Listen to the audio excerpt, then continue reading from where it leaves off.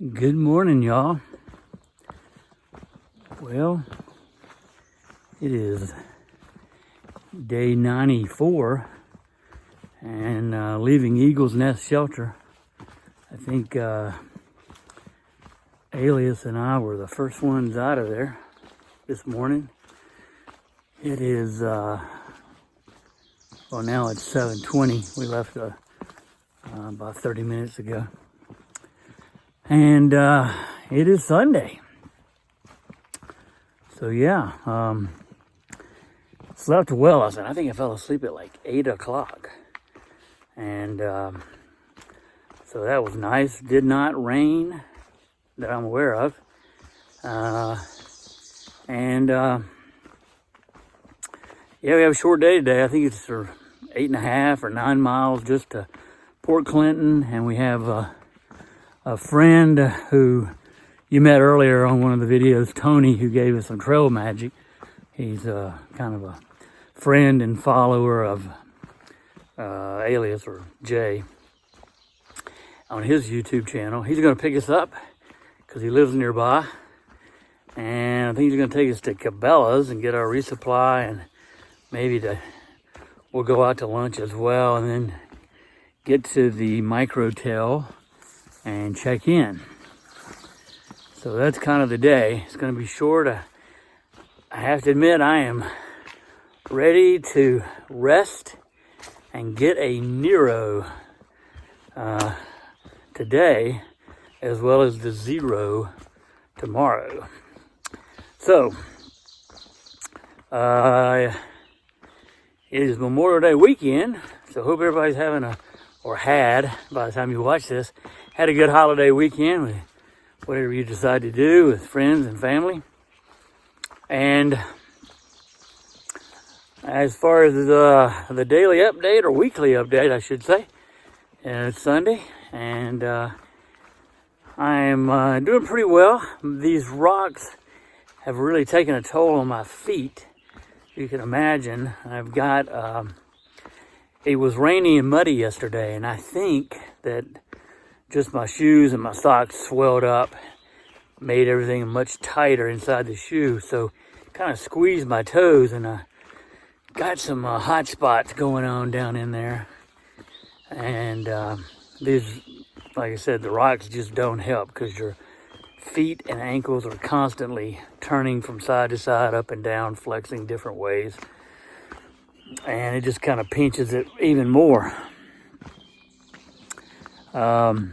And as you notice, I'm going very slow even now, just because of the rocks.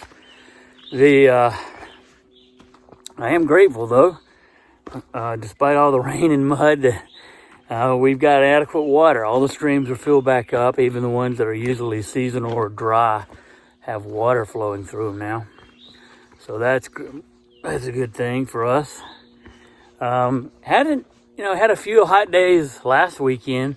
I think today and tomorrow may get up pretty hot, but I'm not going to be on trail. So I'm grateful that it was in the 60s and cooled off. So that was fortunate there. And haven't really had any major falls on these rocks, and they have been slippery at times, that's for sure. I've definitely slipped, but I didn't fall.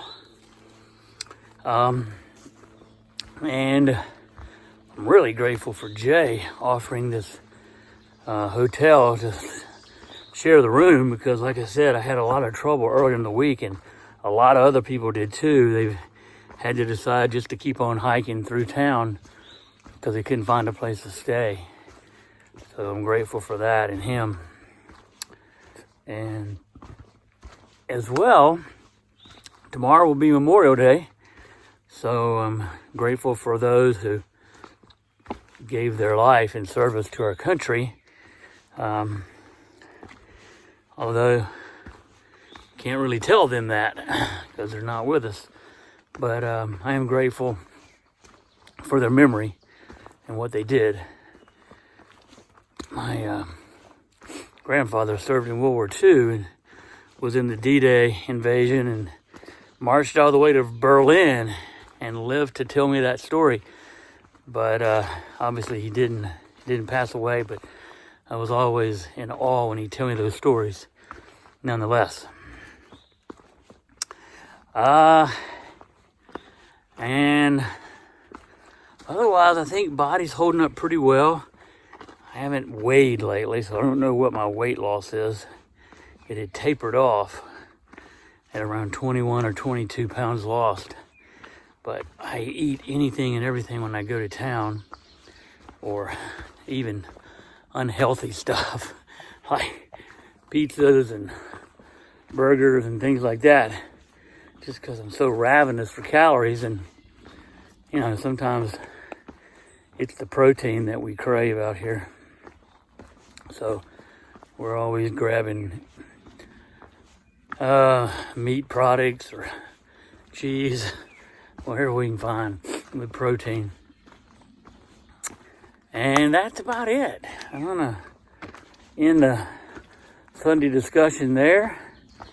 And I'm grateful for a lot of things, including my family and my wife. And I'm looking forward to seeing her in a couple weeks. So that's it. Let's get going, folks.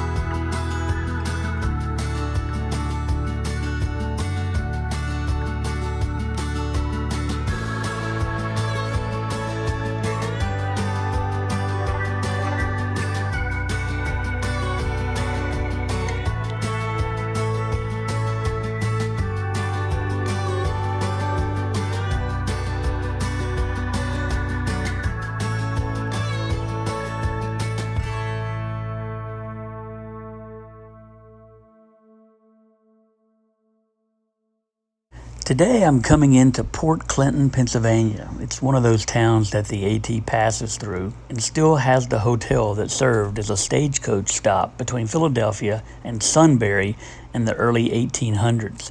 It was called the Gately Hotel in those days and has since been renamed the Port Clinton Hotel.